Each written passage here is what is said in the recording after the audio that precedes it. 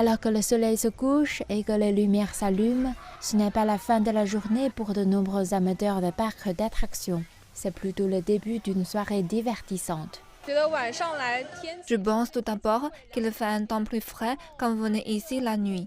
Et c'est génial pour prendre des photos. Dans la journée, tout est une question d'excitation, comme par exemple faire les montagnes russes. Mais la nuit, les lumières sont belles et c'est assez trépidant. Il y a plus de 10 ans, les parcs à thème chinois fermaient au crépuscule. Aujourd'hui, ils sont devenus des lieux nocturnes populaires. Et certains disent que les affaires ont bien tourné. Prenez par exemple notre parc aquatique. Au cours des 8 dernières années, il a été classé numéro 1 pour le nombre de visiteurs parmi tous les parcs aquatiques du monde.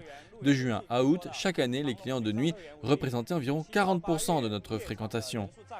Les responsables ainsi que les entreprises ont fait pression pour mettre en place des activités nocturnes à travers la Chine. Les experts estiment que la raison derrière cela est simple. Plus vous êtes en mesure de garder un client à l'intérieur, plus celui-ci sera susceptible de dépenser de l'argent.